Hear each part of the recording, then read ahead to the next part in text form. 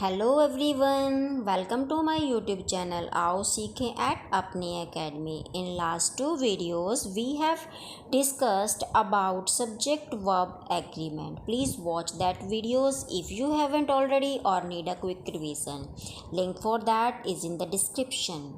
In today's video, we will discuss some more rules regarding subject-verb agreement. Guys, we have discussed that the verb in a sentence must always agree with the subject in number. A verb must always agree with the subject in person. We have also discussed nouns which indicate food, clothing, furniture, stationery are singular and hence take a singular verb. And we have discussed that we use the words a lot of, plenty of, for quantity of something we always use a singular verb, but whenever we use a lot of, plenty of, for number we take plural verbs. And we have discussed that much and a little take a singular verb. News always takes a singular verb, and one of, each, either, neither and everyone always take a singular verb. If there are two subjects, and remember student, when two or more singular subjects joined by and refer to two persons, two different persons or things or ideas, the verb must be plural. जब ideas जो हैं वो different होंगे, person जो हैं different होंगे और things क्या हैं डिफरेंट थिंग होंगी और वो एंड से जॉइन होंगी, तब हमें प्लूरल वर्ब यूज़ करनी है. Guys, all these rules we have already discussed, so in today's video we will discuss some more rules regarding subject verb agreement. Let's start the topic. And the next rule is, when the subject consists of two pronouns or nouns and is joined with, as well as, with or together with, the verb must agree with the first of them. Students, जब sentence के अंदर जो है to subject यानी कि या तो दो प्रोनाउन हैं या फिर दो नाउन्स हैं और वो जोड़े हुए हैं एज वेल एज से या फिर विद से या फिर टुगेदर विद से, इन थ्री में से किसी एक से अगर वो जॉइंड हैं, तो इस सिचुएशन में वर्ब जो है वो फर्स्ट सब्जेक्ट के अकॉर्डिंग एग्री करेगी. हमें फर्स्ट सब्जेक्ट को देखते हुए वर्ब जो है वो फिल करनी है. For example, the teacher with all the boys is coming hair. Student, हमने बात की द टीचर विद से जॉइन है द टीचर और ऑल द बॉयज़, ये क्या हैं, दो सब्जेक्ट हैं और ये दोनों किससे, विद से जॉइंड हैं.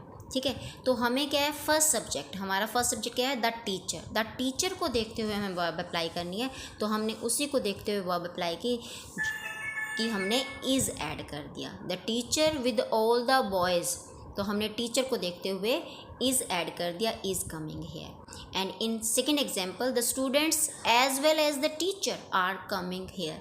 इन second sentence student, the students and teacher, यानी कि स्टूडेंट और टीचर दोनों जॉइंड है एज वेल एज से. ठीक है, तो हमने क्या किया, the student as well as the teacher. अभी हमें वर्ब अप्लाई करनी है कि हम सिंगुलर वर्ब लगाएं या प्लूरल वर्ब लगाएं, तो हमने फर्स्ट सब्जेक्ट को देखना है जो कि द स्टूडेंट्स है.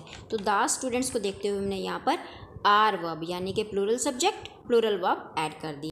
Next example, he as well as his friends is happy. Student, यहाँ हमने हमारे जो दो सब्जेक्ट हैं ही और हिज फ्रेंड्स, दोनों किससे जॉइन है, एज वेल एज से जॉइंड है. तो हमने फर्स्ट सब्जेक्ट जो कि ही है, ही को देखते हुए वर्ब अप्लाई कर देनी है. तो ही के साथ हमें इज़ अप्लाई करना है ना, he as well as his friends is happy, तो हमने ही को देखते हुए यहाँ पर इज़ ऐड किया है.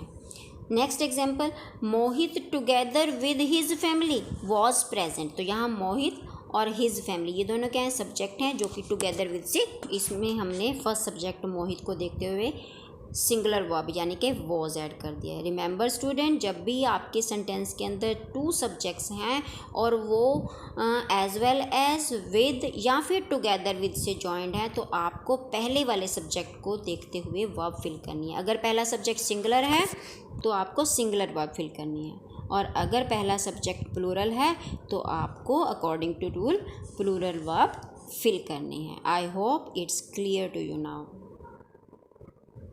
Next rule is if the subjects are refer to as one then the verb will be singular. अगर सब्जेक्ट जो है वन को रेफर कर रहा है, किसी एक के बारे में बता रहा है, तो वर्ब जो है सिंगुलर होगी। If two singular nouns joined by and refer to the same person or thing or idea the verb must be singular.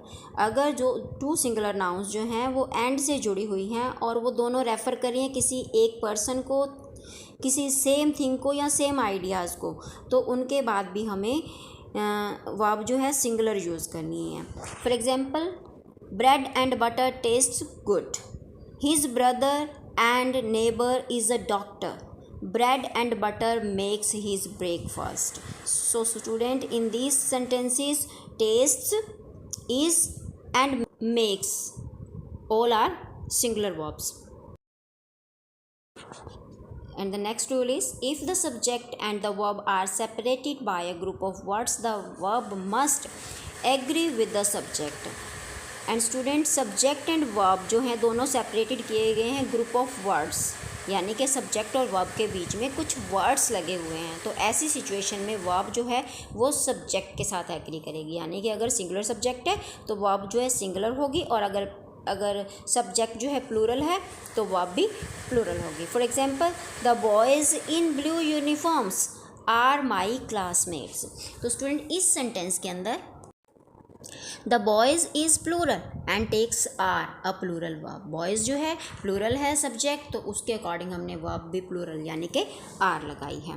When the name of a country, a book और a film is denoted in a plural noun, it takes a singular verb. Film का नाम, country का नाम जब देखने में कई बार क्या लगता है ये प्लूरल है, लेकिन ऐसी सिचुएशन में सिंगुलर वर्ब यूज़ की जाती है। For example, the United states of America has declared a war of terrorism.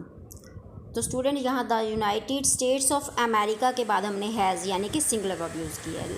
Lord of the Rings was written by J.R. Tolkien. So student, यहाँ लॉर्ड ऑफ द रिंग्स जो है it's a name of book, so इसके बाद भी हमने singular verb यानी कि was add किया है, जो कि एक सिंगुलर वर्ब है। Now the next rule is nouns like police, people, cattle, etc. always take plural verbs. Students, police, people, cattle इनके बाद हमेशा plural verb यूज़ की जाती है। For example, people are unhappy over rising prices. Cattle are grazing in the field. The police are controlling the crowd, and people are cheering the players. So student, in these sentences, people, cattle and police के after जो है हमने plural verb are use की है। I hope student it's clear to you now. Now the next rule is the singular verb form is usually used for units of measurement like liters, kilometers, grams, etc.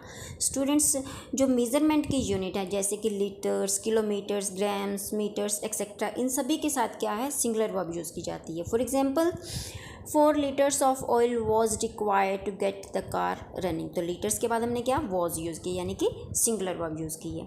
10 rupees is worth spending on a packet of Maggi. यहाँ भी हमने 10 rupees के बाद singular verb यानी कि is use किया है।